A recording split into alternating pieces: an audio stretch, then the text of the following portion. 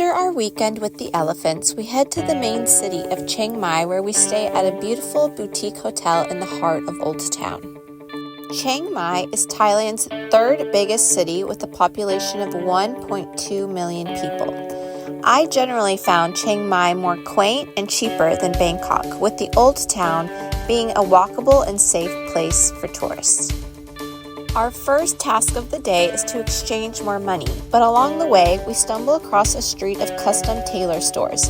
It takes just 36 hours to make a custom suit tailored to you and costs less than $200. For lunch, you must try the local specialty, Kai Soy, a sweet and spicy curry noodle soup. We are then energized to begin our Chiang Mai temple walking tour. Our first stop is Wat Chedi Luang.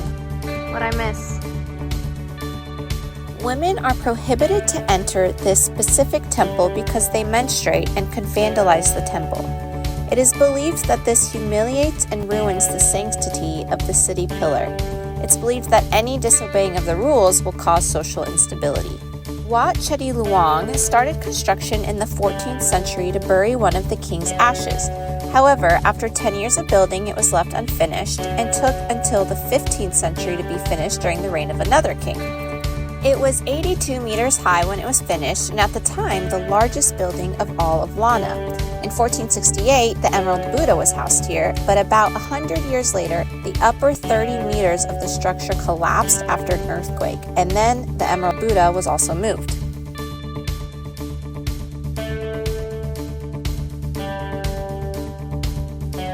The grounds of this temple are vast, and there are many other small temples and museums to explore here.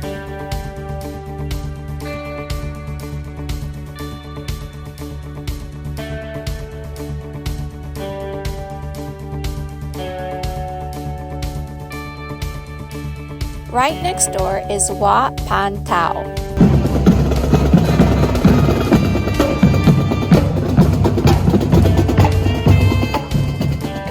Many schools in Thailand are located right next to a temple so that the children may learn the doctrines of their religion from the monks.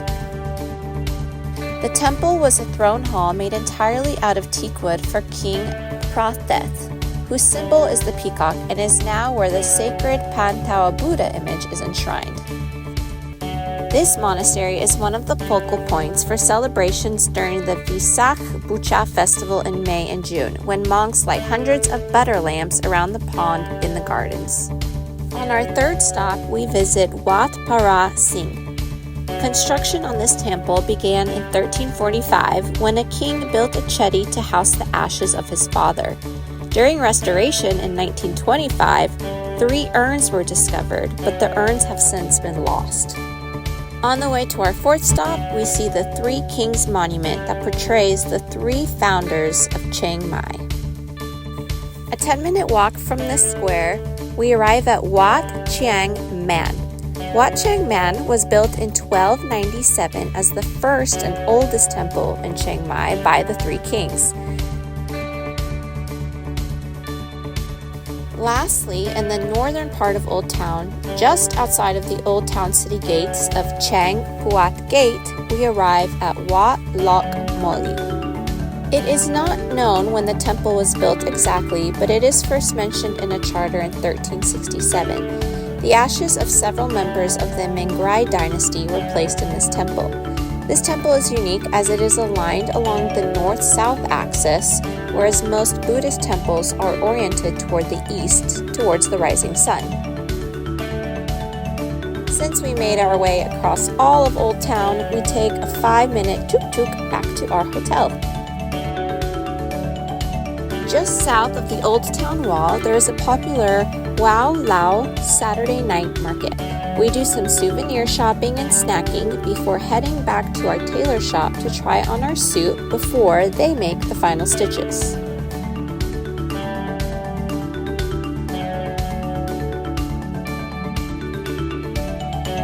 In the morning, we hire a taxi to take us up to the popular Wat Phra Doi Suthep. It is located about 40 minutes from the city. Doi Suthep is one of the most important temples in Chiang Mai. It is one of Thailand's most revered pilgrimages as Chaing Mai was the center of the Lana Kingdom in the 14th century.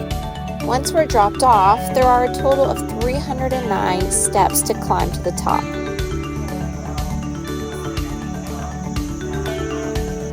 But once we're there, we are lucky to experience one of the chanting ceremonies when we arrive.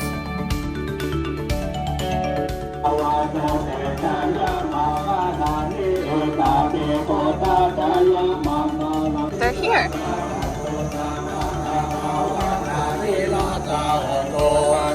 Oh, so they're here.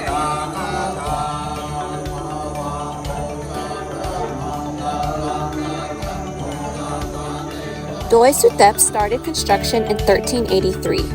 Its choice of location has an interesting story. According to a legend, a monk found a bone that displayed magical powers. It glowed and it was able to vanish. The king heard of this relic, and when it was brought to him, he broke the relic into 2 pieces. The smaller of the pieces was enshrined at a temple, and the other was placed on the back of a white elephant, which is sacred in the Buddhist culture. When it was released into the jungle, the elephant is said to have climbed all the way up to Doi Suthep, stopped, trumpeted 3 times, and then dropped dead. This was interpreted as an omen. The king immediately ordered the construction of a temple at the site. On the way back to the city, we stop at Wat Pha Lat, a beautiful hidden temple nestled in the hills. Definitely one of our top 3 favorite temples from our trip.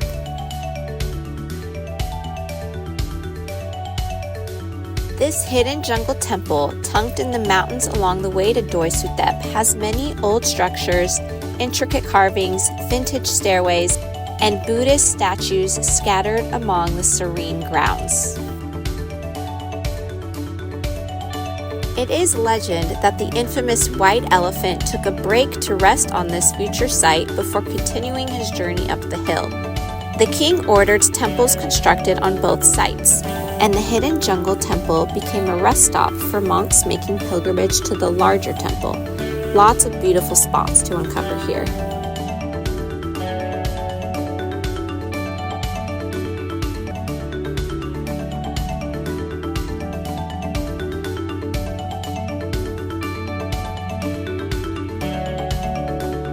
For lunch, we stop at Huan Phen, a well-known local spot that serves delicious local food. After our long walking tour and all those steps, we treat ourselves to the Thai foot massage that was as relaxing as could be. First, they wash your feet and the relaxation begins.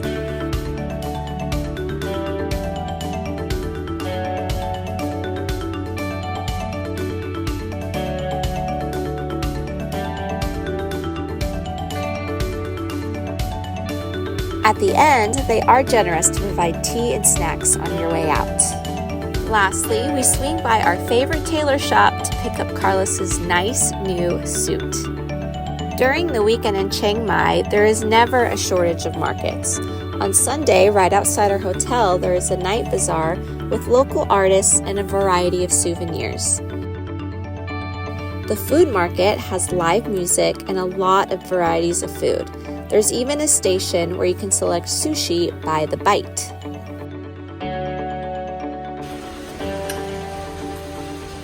The next morning, we have our delicious breakfast before heading to the airport for the last stop of the trip, Phuket.